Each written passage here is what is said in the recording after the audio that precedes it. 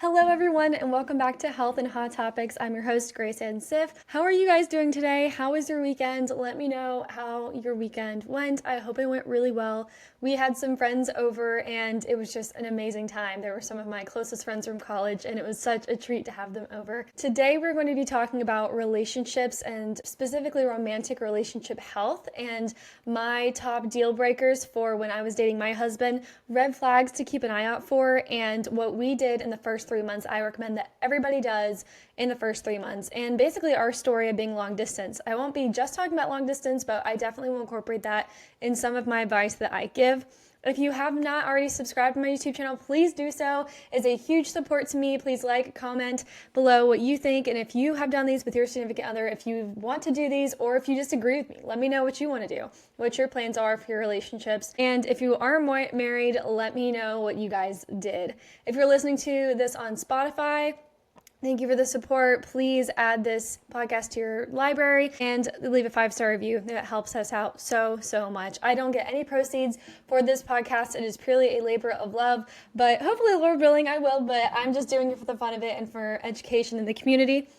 Join our label readers community here on Instagram. We have a lot of fun. We have a lot of polls. There is a girls only group chat as well. So if you are a woman and you follow me on Instagram or found me on YouTube or Spotify and you want to get involved with that, we go over every week just girl topics. Sometimes I talk about Gilmore Girls. Sometimes we talk about menstrual health. Sometimes we talk about sexual health. Just all sorts of different kinds of topics. Nothing really too TMI, but we needed to keep it boy free. So that is what I wanted to let you guys know about today. I also have some affiliate links in my highlights on my Instagram channel if you're interested in getting some discounts for some good organic holistic products. I'm always there. My DMs are always open for organic products that you guys are interested in. But today we are going to be going into relationships and basically how to navigate that as Christians. I'm coming at this from a Christian point of view of just sexual purity, saving yourself sexually for marriage. Of course, you can have a lifestyle where you did not save yourself for marriage, but then became a Christian later in life. Of course, there is always redemption. There is always forgiveness from the Lord, and I'm not here to judge anybody that has made any sort of decisions in the past. I have had a few friends that have made the mistake of getting pregnant before marriage, and they ended up getting married, or they ended up being a single parent, but ultimately, the Lord forgives, and ultimately, some sins are just more apparent than others. So that all being said, I'm not here to judge anyone. I'm just here to give just the biblical worldview for relationships and what my husband and I did to stay physically pure for each other, mentally pure for each other, and to keep Christ at the center of our marriage. So without further ado, let's get into it. So I am going to be covering a couple of different things today. We're going to be covering the top musts that you must do in the first 3 months. I am one of those people. I was that person in high school that I was not obsessed with getting married. I was obsessed with the idea of being in love, and I love the idea of being in love. I was such a huge hopeless romantic in high school, but I didn't actually date anybody in high school. I had a couple different crushes, but my very first and most constant crush was the guy I ended up marrying, which I know is not the story for most people, but believe it or not, we did not end up dating in high school. I will share a little bit of our story later in the episode, but I prepared it as, okay, this is the biggest commitment I will ever have to make, is marrying someone.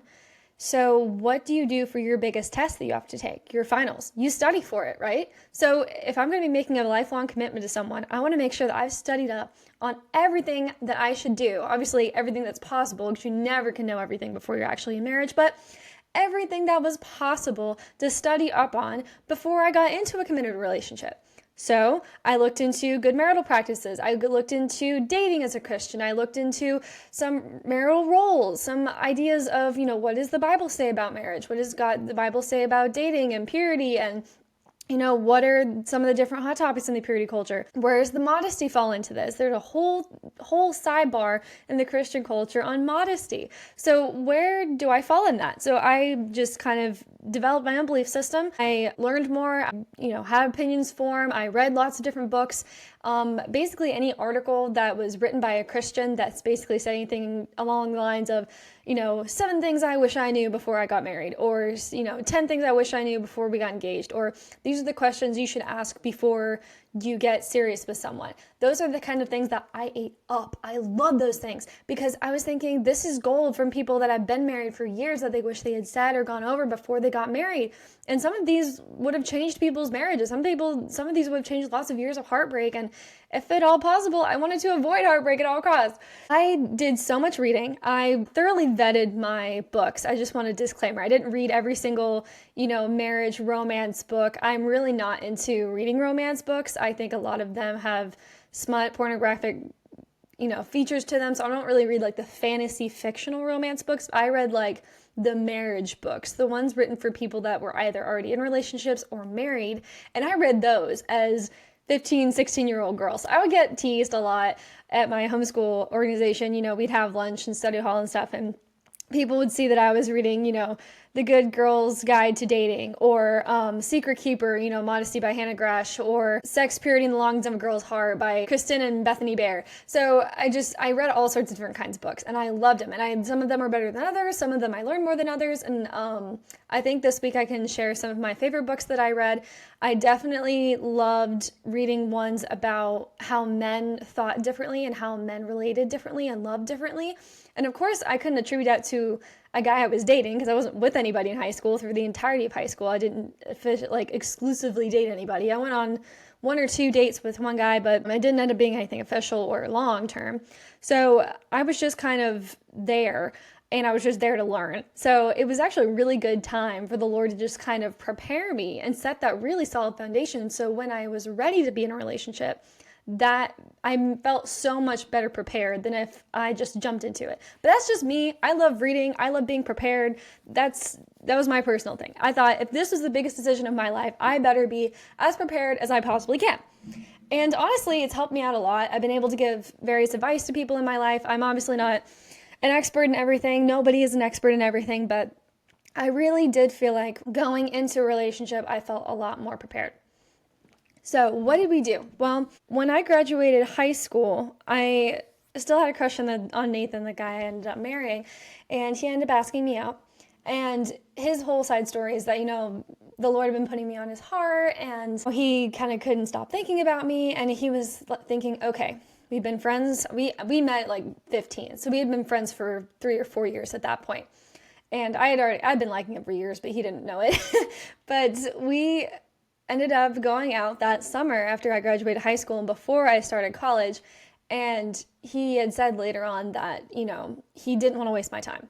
He was not interested in doing something, especially something that we already knew was going to be long distance since he was going to school in the Midwest, that we were going to have this, gap, this distance, because that already is a whole other boundary you got to jump over is, okay, now we have this distance. There is so much less for us to physically do together, which comes with pros and cons. There are tons of pros and cons. I am not the type of person that recommends long distance for everybody, but I will say that, people that can make long distance work are the people that can make marriage work for sure, because long distance is extremely hard, especially for as long as we did it. We did it for 3.5 years, and I had a surprising number of people ask me if I was worried about him cheating. They asked me if I was worried about, if it wouldn't last. And my answer was always the same. I said, if I thought he was going to cheat, I wouldn't be putting this much energy into it. I'm like, I wouldn't be dating him if I thought he was going to cheat. If I didn't completely and wholeheartedly trust him, why would I spend my time and energy and heartbreak of saying goodbye to someone that I grew to fall in love with when I was on a campus full of college guys that I could have dated and gone out with and, seen on a regular basis and gone on more physical dates with? Like, that is so much easier than having distance. So no, I'm choosing the hard thing because he's worth it and because I completely trust him. So if you are not in that place with the person that you're dating, I don't know if it's going to work out. I'm not saying it won't, but there's a higher likelihood chance that it will not work out because you do need a solid, firm trust foundation there, which we did have because we knew each other for so long. But I will say for everybody, no matter if you're long distance or not, jumping into relationships, you should have a deal breaker list. have a list of things that if they did or did not do something that was on your deal breaker list, that would be breakup worthy. Some things from mine were, he has to be Christian. He can't just be a Christian guy. He has to be a godly man. He has to be someone that's willing to lead. He has to be the type of man that is willing to lead a family, be a godly husband, be a godly father. He needs to want to have children. He needs to want to serve the Lord in everything he does and put the Lord first in his life. And some of those are obvious for some people, and some of those, if you're new to the faith, kind of figure it out. So Christian foundation, he had to want a family, because my long-term goals, I want to be a wife and a mother. So I want a man that also wanted to be a parent. So that was one of the things. But then I had other things that, maybe you could put on a B list. That's your A list. That is your okay, if he does or doesn't do these things, if he doesn't want kids and I absolutely want kids, then we need to talk about that within the first 3 months. And you might be thinking, whoa, Grace Ann, that's a super intense question to ask someone. Why? It completely baffles me that there's people that get married or get engaged and have to call off their wedding because they found out that their spouse either did or didn't want kids and they didn't discuss that beforehand. That completely blows my mind that you did not have that conversation. I'm thinking, why would you spend the rest of your life with someone if you didn't know whether they wanted kids? And sidebar for a second, do not go off of the assumption that you can change their mind, because your mind is set. Your mind is set that you want children. If he doesn't want children, or vice versa, maybe you, the guy, want children and she's like, I don't want kids. And he goes, oh, well, you just wait, you'll get older. Is that worth the risk for you? Is that worth the gamble? You're going to be latched to this person, if you're Christian, for life, because Christians shouldn't be getting divorced unless for sexual immorality. So, for abuse, as a sidebar. If you are attached to this person for life and you get married to them, you can't go anywhere if they say they don't want kids. You can hope that they'll change their mind, but in my opinion, I don't really feel like that's worth it. I don't feel like that's worth the gamble. I really don't. So going into the first 3 months, it's very important to figure out. It's very easy, very quick conversation. If they're uncertain, you can talk about that. You can talk about the different possibilities of them, whether they're more on the open side or not open side. But for me personally, I wanted him to know for sure whether he wanted a family. And I need the guy that definitely wanted a family. And he definitely did. So we talked about the number of kids we might want to have. Marital roles is extremely important. What kind of family did he grow up into? Luckily, I knew his family. I knew his parents pretty well. I knew a lot of his siblings. But, if you just meet this guy, if you met him off of Hinge, or if you just met him in college or wherever, and you didn't grow up with them as much, then, it's good to know how he was raised. What did the women do? Did the women, only stay in the kitchen? Did the women run everything? Did the women kind of run over the men? Did the men run over the women? Was there a balance of just power and authority and respect? There's an understanding of equality in a marriage, but the man is still the head of the household. I could do a whole sidebar on the whole submissiveness verse that's so often construed poorly. But the man is the head of the household, period. That is the last straw. He is the head, he's the leader. If I'm vowing my life to him, I'm respecting the fact that he has the last call on decisions in our home. And if I'm vowing my life to someone that does that, then I need to be able to trust that his judgment is going to be good. But he also needs to be the kind of guy that can not be totalitarian, where he's going to seek my input, seek my guidance, because guess what? He's going to know that he's not all wise in everything, and he needs to be able to pray on it. He needs to be able to seek my counsel and agree sometimes you mutually on things before we go forward. And there's some things that Nathan does that I'm not 100% sure on. I'll say, you know what? I trust your judgment. I trust that no matter what happens with the situation, I will back you up and we will go forward with this. I don't know what's going to happen, but we will be okay. Sometimes it takes a little bit of faith in God and your husband, but there's also that willingness to let him lead. And that comes to my next point, is that you need to have a man that is willing to lead. He wants to lead. He desires to lead. I want a man with intentionality. I want a man with a plan. My man had he still does, a freaking notes app full of date ideas that he wouldn't let me look at, date and gift ideas, because he had thought about it in advance and didn't expect me to make all the decisions. The women should not be planning primarily all of the dates. The women should not be paying primarily for all of the date food. If you're in high school, it's kind of hard to put all of that in the guy, but I am going to say at least on the first date, minimally, the guy should be paying. If you guys are going out for a while and, maybe he's not making as much money on you, you really want to go out to a fancy place, then maybe you could split the bill, but I don't remember once, I maybe had a gift card and he went and we were going out to like Chick-fil-A or something, and I just offered my gift card just for, to give him a couple bucks off, but it wasn't like I was paying for the date.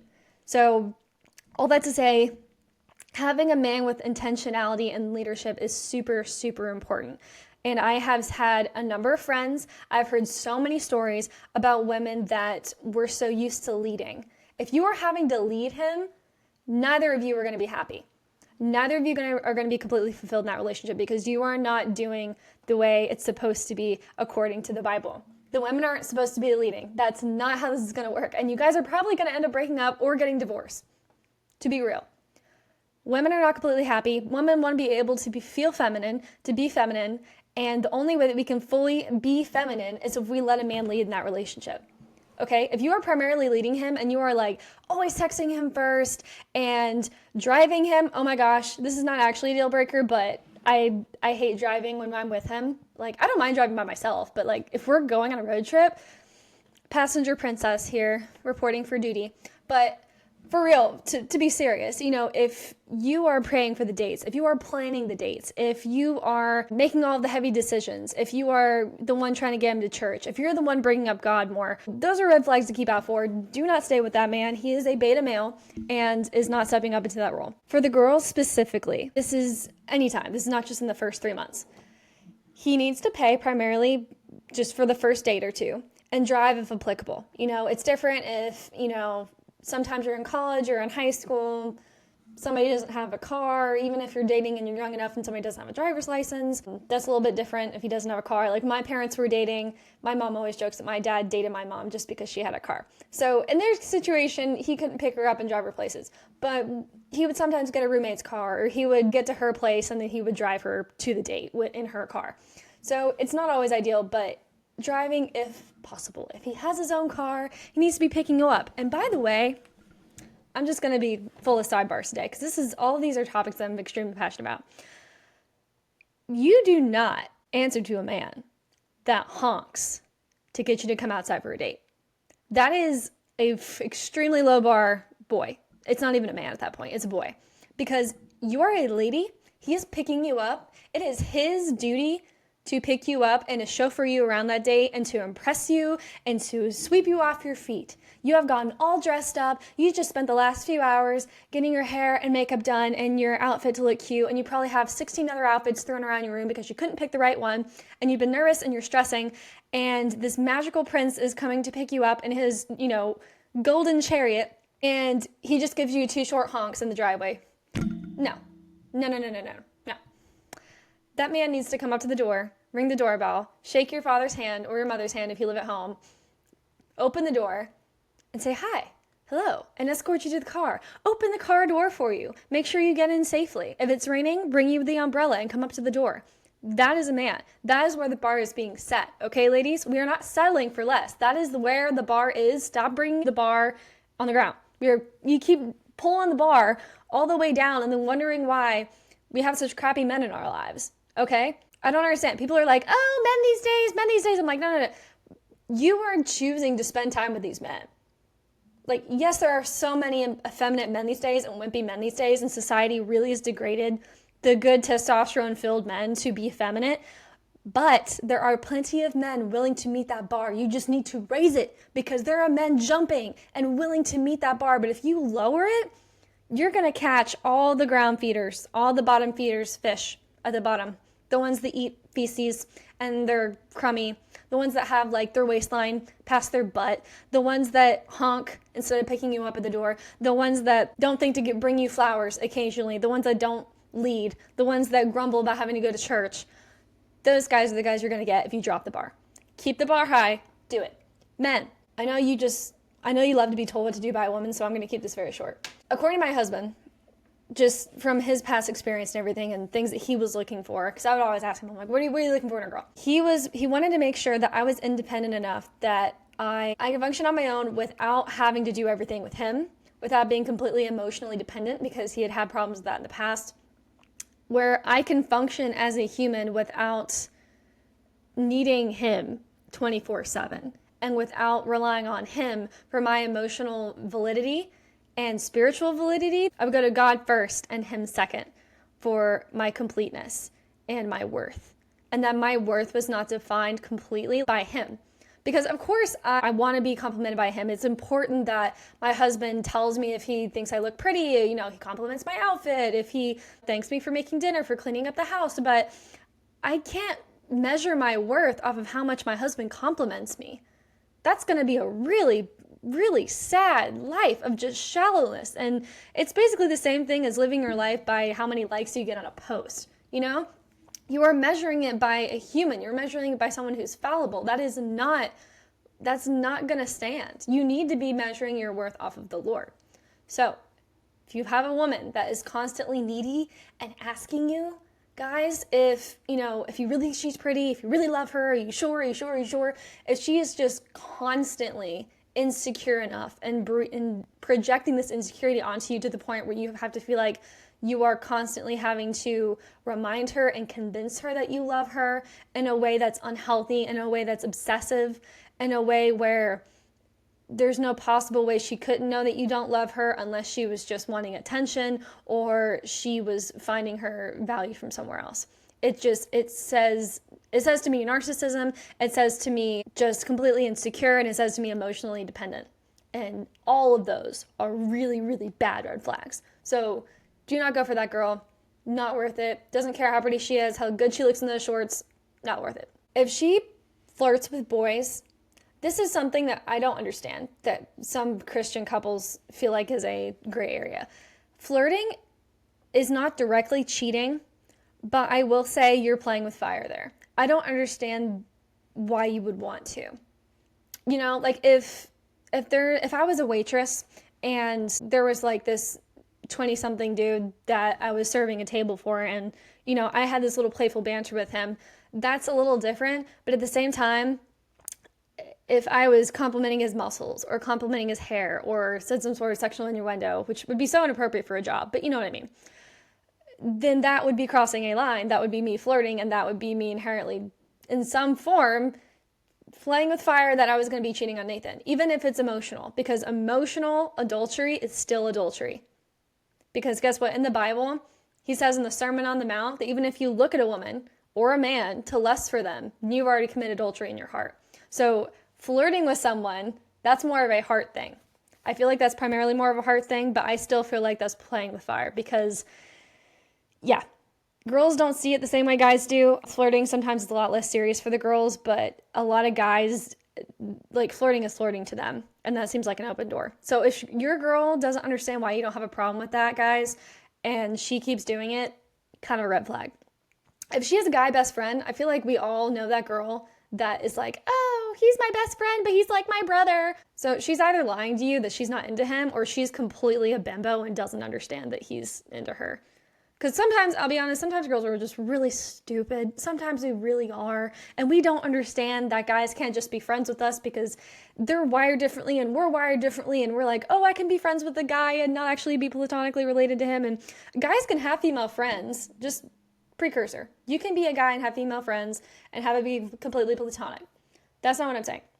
What I'm saying is if they're your best friend, like if I had a guy friend that I texted when something good happened in my life, that wasn't like my brother or my cousin. You know what I mean? If I got a job promotion and one of the first people I texted was Peter, I don't know Peter, I'm just making names up. But if I just texted, Peter, then why am I emotionally jumping to this other dude when I have my husband? So if they are running to another guy, if another guy keeps showing up in their posts, you kind of just meet the guy and you can probably already tell. If he's not gay, then he's a problem. Jumping into red flags, we've already covered a number of different red flags, but this one was a really, really big one for me. My friends in high school would do this, and I had to call them out on it. Some, for me, it was really hard for me to do this, but this is extremely important, especially as a Christian. Never let yourself move your boundaries after you started dating, because you will be tempted to do that. This specifically is physical boundaries. So if you have agreed that, okay, we're going to handhold and we're going to kiss, but we're not going to be horizontal on a couch or a bed together alone. Or we're not going to be sitting in a lone car, in the parking lot for really more than just parking the car and getting out of the car so we don't end up doing something we shouldn't. you have to pre-plan for these. And sometimes it seems a little bit nitpicky, especially when you're not in the moment and the hormones aren't raging and you're not there.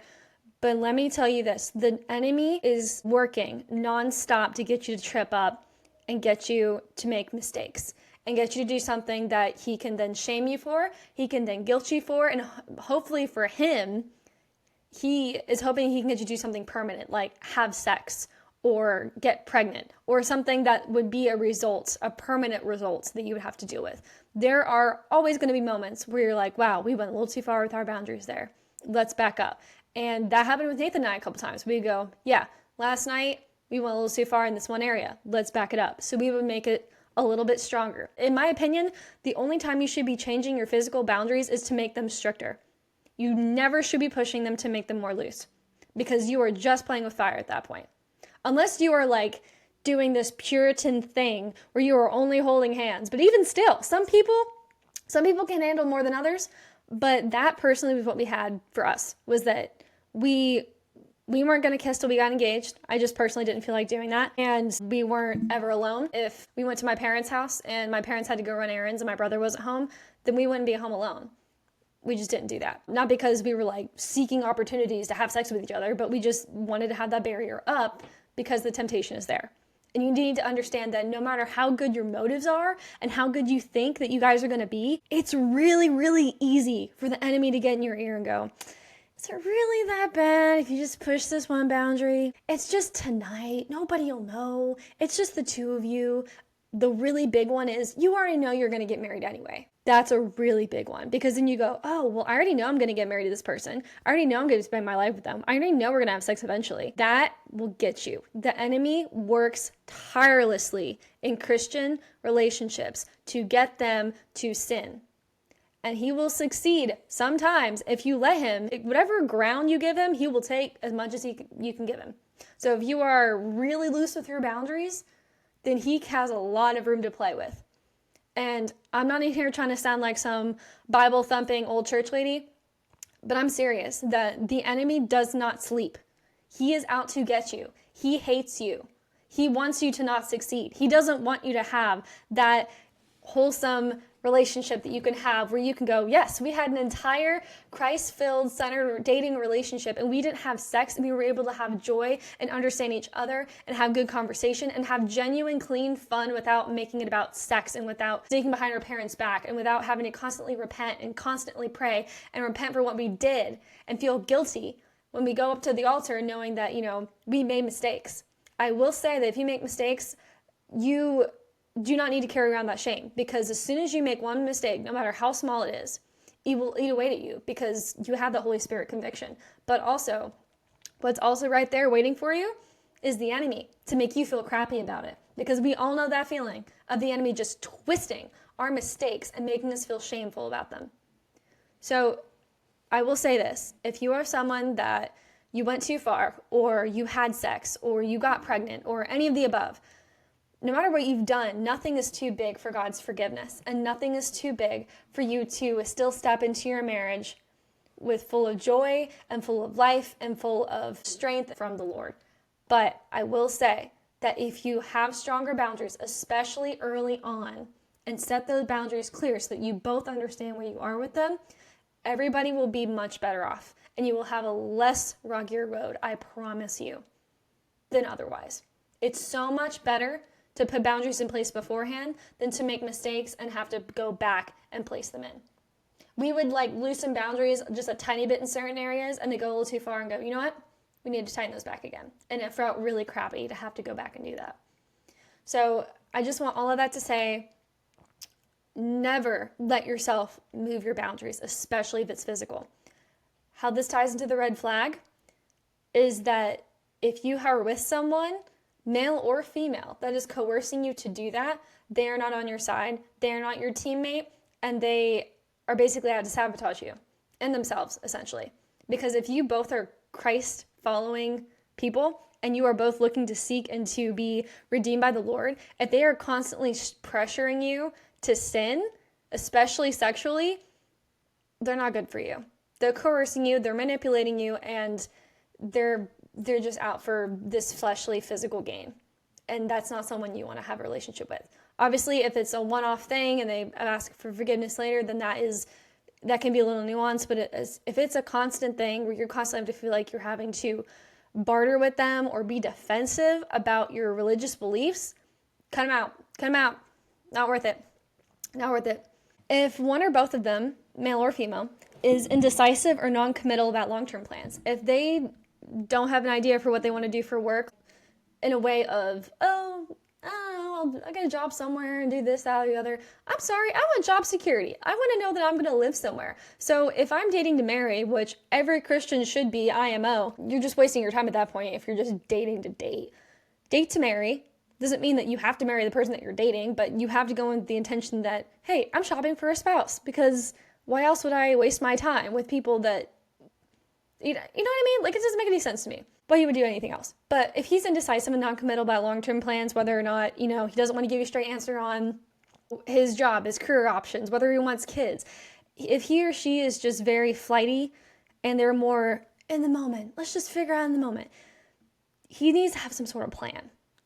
Intentionality is huge. That's one of my favorite words in relationship teaching and education is intentionality. I want a guy that's intentional. I want a guy that has thought out his life. And it's good if you're a guy and you're with a girl that she has thought out her life. Does she want to be a career woman and have kids after 30? Or does she want to have kids immediately? What have you guys talked about contraception? Have you guys talked about adoption? If the person has zero opinion on that, then they need to think about that. If he or she has a compulsive desire to know where you are at all times, that is a sign of distrust. That is a sign of possessiveness and possible abuse. Be very careful with people like that. If he or she refers to all of their exes as crazy, but doesn't really give you anything else other than that they were crazy and that they were just weird and they were all the problem, it's important to talk about your background, whether you have had a dating history, and to be completely honest with that person. After a dating period's established, if you guys are officially boyfriend and girlfriend, I'm not going to say this is a red flag or deal breaker before you're officially boyfriend and girlfriend because the trust is still building. But if you guys are dating, and you guys are solid and you've been dating for a while, but they're weirdly protective about their phone and their messages, and they don't ever want you to be able to have access to their phone, that's a red flag. I feel like that one's pretty easy, but I just need to say that's definitely a red flag. You need to have that transparency, especially when you're married. I don't understand these married people that are like, yeah, I have my own Instagram account, he has his own Instagram account, but we don't care about who the other one follows, and he follows all these porn stars, but I follow all these other dudes, but it's not any of his business. It's my private account. Did you see that video? That lady was like, it's my private internet. It's the internet. It's not private. You're retarded. Oh my gosh, no. So I've gone over some of this already, but I just wanted to kind of recap on some of the things that we did that I felt were really, really helpful. So we had that friendship foundation. I know this is not everyone's story, and I'm not saying that this is the only way to do it, because it's not. But I do feel like if you are able to do this, being friends first is a great way to go. You get to see how they are with their friends, especially if you're in the same friend group, see how they treat their family, see how they treat people in their lives, the women in their lives. Very, very helpful. But it's not always an option. So I'm not saying that is a hard, fast rule. It was a nice thing that we had, that I already knew him fairly well before we were going into dating, which is why long distance helped so much. If I had just met him that summer and we started doing long distance 2 months later, that would have been really rocky. Really, really rocky. I don't know if we would have, we might have made it, but you have to learn a lot about a person and put in a lot of effort for someone that you know is worth it. And I already knew by then that he was worth it, but make your intentions clear early on. So we both agreed to date to marry. We said that on our very first date. We were like, yep, we are dating to marry. We are not saying that this is not a proposal, but we would periodically talk about what type of terrain you want to live in. Are you more of a mountains person? Do you want to live in the city? What kind of job do you see yourself doing? Would you ever want to have kids? What are your thoughts on adoption? I gave him a question packet. This is going to sound, some of you people are going to think I'm crazy, but I was really into Girl Defined in high school because that was really good for the age I was. And they were really helpful with dating tips and all of that. And I can link this question packet, if I can find it, I need to find it. If I can link this question packet in the show notes. But it had at least 150 50 questions or something. So many different questions. Everything from marital roles to hobbies to sexual history, thoughts on that. Like you can have the questions on porn and masturbation, on reading smut, on, sexual history. If you have had a sexual past, how your relationship with your parents was, where were you raised, everything under the sun. It covered so many different things. It was fantastic. And what we did on our video calls every week was we would go over different questions. So I had him pick since I presented the packet and I was the person that was like, hey, I have a packet of questions. I sent him the questions and I told him to pick one or two, because usually you start one and you start talking about it and then it kind of delves into a whole conversation. So you don't need that many for a date. I told him to pick one or two that he really thought were interesting, and we would go over it on the first date.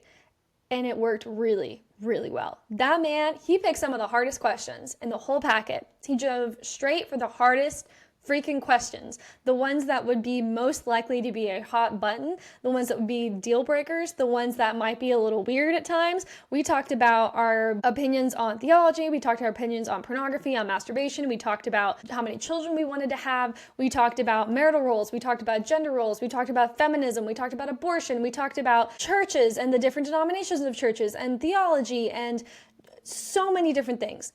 And we did this all in the first 3 months. We didn't complete the packet in 3 months, but we covered a good ton of questions in the first 3 months. And by the end of those 3 months, I felt like I was certain, 100% certain I wanted to marry this man.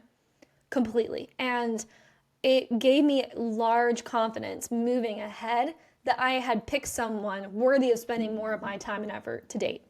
So that is something I 100% suggest you do. You put together topics or questions.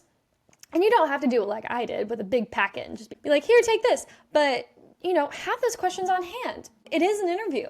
And we were laughing about this, and I was like, I know it feels kind of weird because it's like I'm interviewing you, but it legit is. You're out shopping for a spouse. You are making one of the biggest decisions of your entire life. Why would you play around with that? It is important to ask those hard questions. And to go, okay, what are your thoughts on pornography? Have you watched pornography? Do you still watch pornography? Is that something that you struggle with? What are your thoughts on masturbation? The Bible doesn't directly talk about that. Let's talk about it. What are your thoughts on women in the church? Should women be pastors? Should women be deacons? Things like that are probably going to start arguments in most cases with other people. It's good to know where people stand on that, especially if you agree. Then you agree on those topics. I'm not saying bring all of those up on the first date, but we talked a lot of hard-hitting stuff on our first date. Make sure that you have enough hard conversations. This kind of ties in with that other thing, to have a disagreement. I'm so passionate about this point that you need to be able to have an argument with your spouse before you get engaged. You need to see them mad. What do they look like angry? Even if it's not with you. If he has road rage, it's good to see what he looks like. How does he handle his anger? How does he handle confrontation with siblings, with parents, with classmates, with people at work, with you? It's important. I mean, in some ways, it's a good safety mechanism, because what if he, results to throwing things? And that's his natural inclination. Maybe he shouts. Maybe he gets really, really quiet.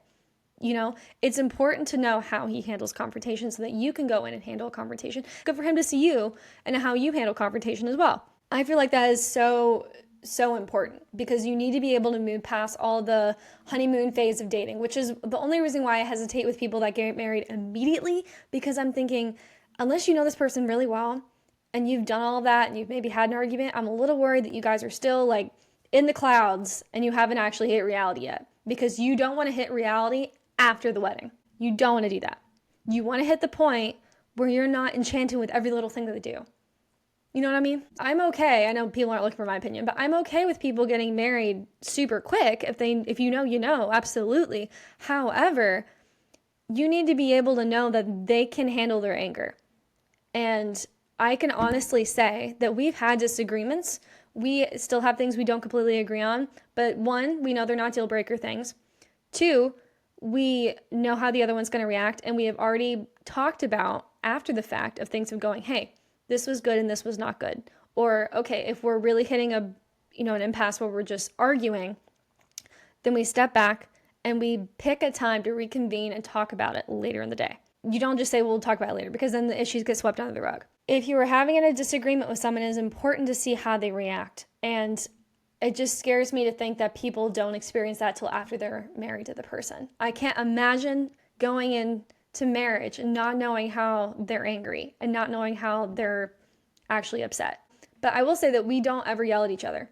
We get irritated and sometimes we'll vent about other things, but as far as getting angry with each other, we never yell. That is not something we want to have in our household. We do not want to be a household that yells. We can have disagreements and handle it like adults and be passionate without having to yell. We don't name call, we don't do any of that. That's not something that will be tolerated.